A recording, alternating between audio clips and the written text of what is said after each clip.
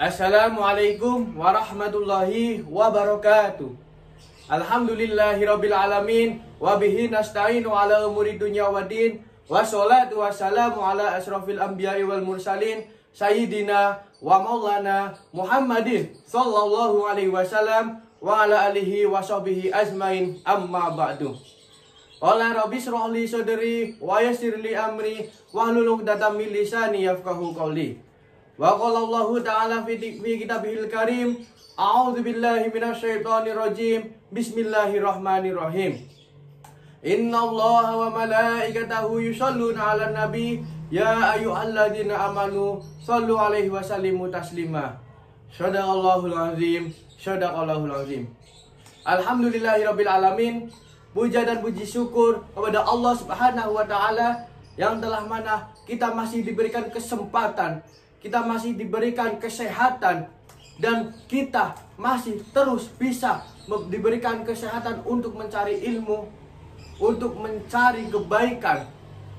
Sholawat serta salam mari kita bersama limpahkan kepada baginda kita Nabiullah Nabi Muhammad sallallahu alaihi wasallam, yang semoga esok di yaumil qiyamah kita mendapatkan syafaatnya. Amin Allahumma amin. Saya Dabah Alamisyah dari KPI 3 akan sedikit mengulas tentang lisan dan penyakit lisan. Apa itu lisan? Lisan adalah salah satu anugerah terbesar Allah Subhanahu wa taala yang diberikan kepada makhluknya, terutama kepada manusia. Lisan bisa menimbulkan sebuah kebaikan, namun lisan bisa menimbulkan sebuah mara bahaya. Lisan berfungsi untuk kita memberikan informasi, untuk kita saling berkomunikasi, untuk kita saling berbagi kebaikan dan berbagi ilmu.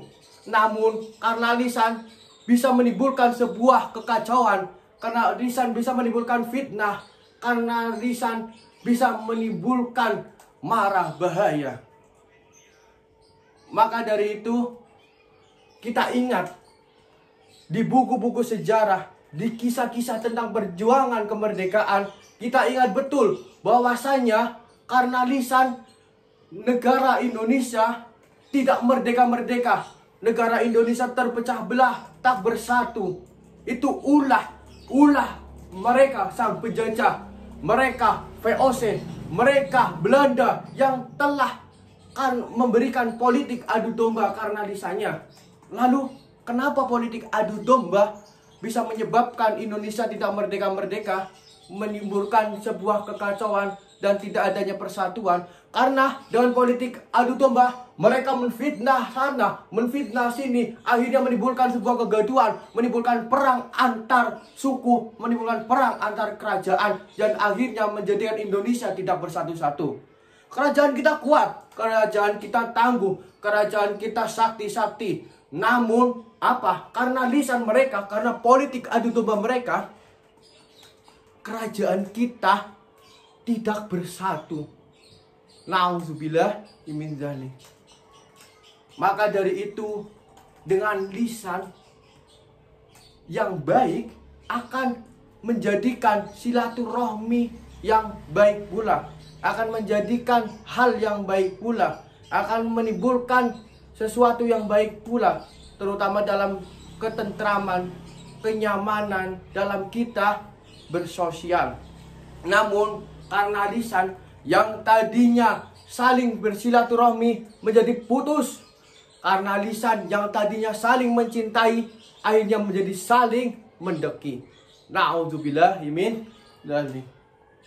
Maka dari itu Nabi Muhammad SAW dalam hadisnya telah menjelaskan bahwasanya man kana yu'minu billahi wal yaumil akhir falyaqul khairan aw liyasfur. Apa artinya? Artinya adalah barang siapa yang beriman kepada Allah dan hari akhir, maka berbicaralah yang baik atau setidaknya diam. Maka dari itu mari kita berbicara yang baik, terutama kepada sesama makhluk Allah, yaitu manusia. Kita berbuatlah yang baik.